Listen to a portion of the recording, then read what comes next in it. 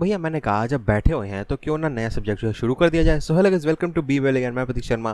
तो भैया आज के जो है टॉपिक जो आज हमारा मतलब बेसिकली नया सब्जेक्ट जो स्टार्ट हो रहा है वो है लेबर लॉ 2।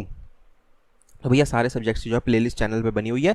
आप चैनल पे प्लेलिस्ट वाले सेक्शन पे जाइए, सारे सब्जेक्ट वाइज उसके अंदर कितनी वीडियोस मैंने डाली है सारी जो मैंने एक तरफ को लगा दी है।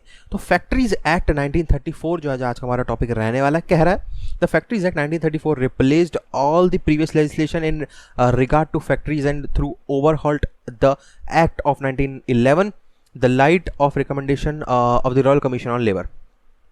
तो फैक्ट्रीज एक्ट 1934 के जो है यहाँ पर तारीफों के जो है पुल बांध दिए गए हैं।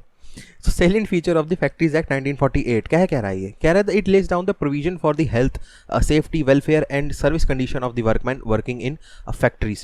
ठीक है जी, तो ये हो गया।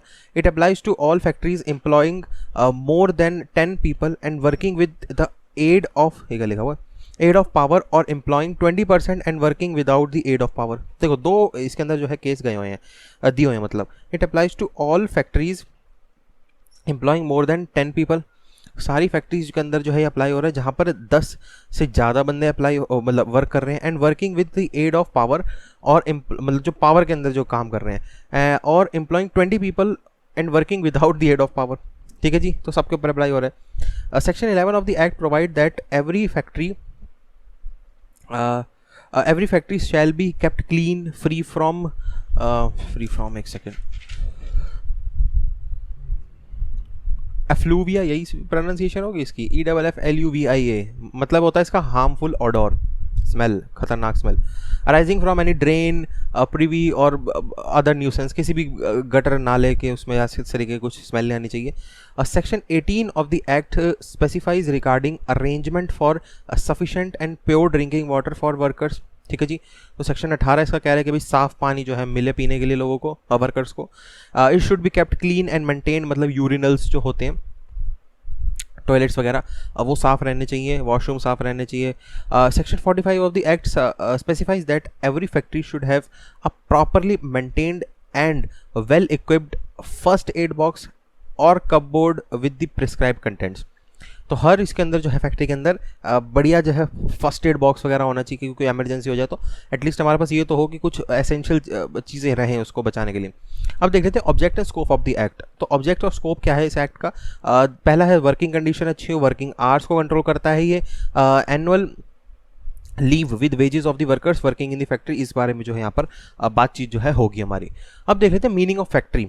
हमने फैक्ट्रीज एक्ट के ऑब्जेक्ट्स को और ये सब पढ़ लिया, लेकिन फैक्ट्री होता क्या है अब पहले ये देख लेते हैं। सेक्शन 2 का एम कह रहा है it means any premises where on 10 or more workers are working और where working on any day of the preceding 12 month and in any part of which a manufacturing process is being carried in with the aid of power or ordinary so carried on। देखो बड़ा आसान होगा, कह रहा है कोई भी ऐसी जगह जहाँ पर 10 या उससे ज़्यादा वर्कर जो है वो बंदे जो हैं वो काम कर रहे हैं पिछले 1 साल के अंदर, 12 महीने के अंदर। ठीक है जी, और उनका काम क्या है? मैन्युफैक्चरिंग प्रोसेस से related through the use of power या ना या किसी और द्वारा, लेकिन कुछ मैन्युफैक्चर हो रहा है, तो वो जो है हमारा फैक्ट्री एक्ट के अंदर आ जाएगा। दूसरा है वेयर ऑन 20 और more workers are working with preceding 12 month and same as ऊपर विदाउट अ पावर वाला केस हो सकता है वो भी। अब देख लेते हैं मीनिंग ऑफ मैन्युफैक्चरिंग प्रोसेस। अब मैन्युफैक्चरिंग प्रोसेस का क्या मतलब होता है? सेक्शन 2 का क्या कह रहा है? Making, altering, repairing, finishing, packing, oiling, washing, बहुत सारे केस जो है हमारे मैन्युफैक्चरिंग प्रोसेस के अंदर जो है आ सकते हैं। मतलब ये वर्ड छोटा है लेकिन इसका जो ऑरा है वो बहुत ज़्यादा बड़ा है। Of any article or substance with the view of sale, delivery, disposal, तो किसी भी चीज़ का आर्टिकल का जो है विद द व्यू ऑफ किसको बेचना है, हमें डिस्पोज करना है, कुछ भी इस तरह की चीज़ें उसमें हो सकता है। पंपिंग ऑयल, वाटर, सीवेज और अदर सब्सटेंस ये हो सकता है। जनरेटिंग, ट्रांसफॉर्मिंग और ट्रांसमिटिंग पावर, ये भी मैन्युफैक्चरिंग की डेफिनेशन में आ सकता है। सिमिलर प्रोसेस और बुक बाइंडिंग इस तरीके का हो सकता है। रिजर्विंग और restoring any article in the cold storage, ये हो सकता है। अब देख लेते हैं मीनिंग ऑफ वर्कर।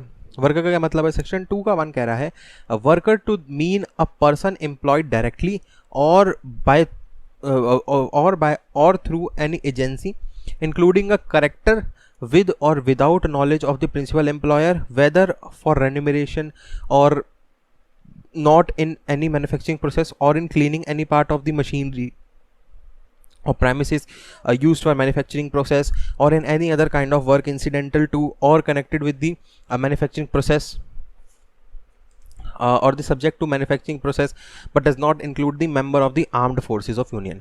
देखो इतनी सारी चीज़ें इसने बोल दी हैं, सब के अंदर जो है बंदा काम कर सकता है एक्सेप्ट जो है आर्म फोर्सेज ऑफ यूनियन को जो है हम यहाँ पर वर्कर की डेफिनेशन में नहीं डालेंगे।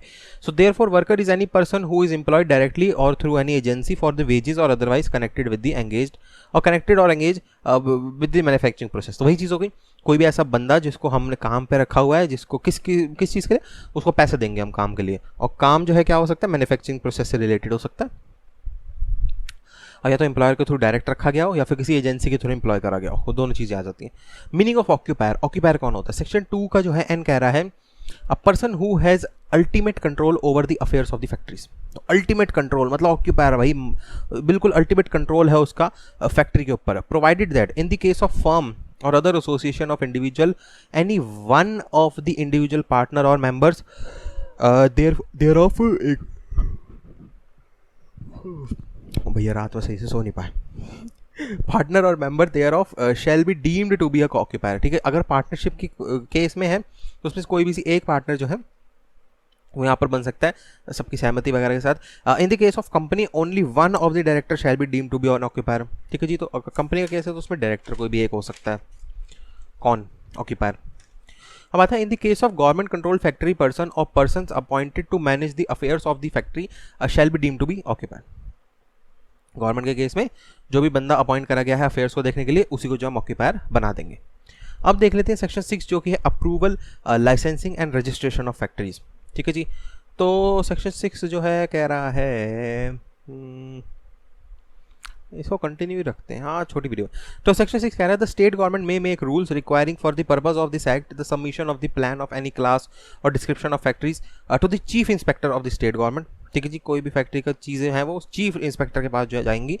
Requiring the previous permission in writing of the state government और chief inspector to be obtained for the site on which the factory is to be situated, कहाँ पर है वो, and for the construction or extension of any factory और class of description of factories। तो ये सारी information भी जो है वहाँ पर रहेगी।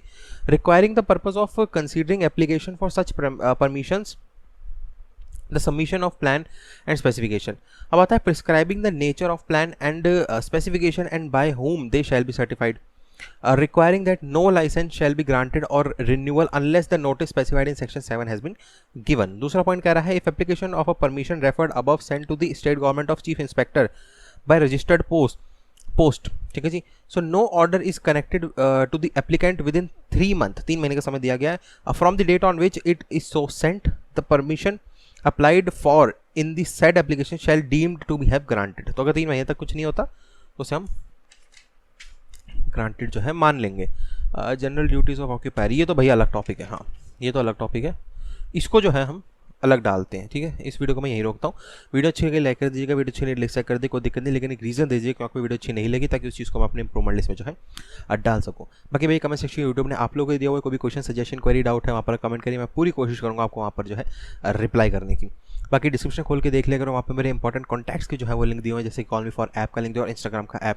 कॉल मी फॉर ऐप का क्या है, उस ऐप के थ्रू मेरे से आप डायरेक्टली कांटेक्ट कर सकते हो कॉल के थ्रू। जैसे ऐप को इंस्टॉल करो, बीवेल भी यहाँ सर्च करो या प्रतीक शर्मा सर्च करो और डायरेक्टली मेरे से आप कॉल के थ्रू जो है बातचीत कर सकते हो। बाकी सब्सक्राइब अगर करा हुआ है तो बहुत ही बढ़िया, नहीं करा तो कर लो। ऐसे इंपॉर्टेंट सब्जेक्ट्स और ऐसे इंपॉर्टेंट टॉपिक्स को जो है तुम लोग कर दोगे मिस। तो सब्सक्राइब के साथ एक बेल आइकन को उसको क्लिक करके ऑल पे कर देना, वो सब्सक्राइब करने के बाद ही ओपन होगा वो ऑप्शन, ताकि सारी नोटिफिकेशन आपके पास पहुंच जाए जैसे ही मैं कोई वीडियो जो है अपलोड करता हूँ वैसे ही। चलो जी, thanks for watching to be पहले plan Prateek Sharma signing out, bye take care and या कोरोना से बच के। कंटिन्यू नहीं करता यार वीडियो, बाद में देखते हैं क्योंकि अभी ना थोड़ा सा थकान सी हो रही है कुछ। चलो बाद में कंटिन्यू करेंगे वीडियो को, अभी ये रोक देता हूँ मैं इन्हें।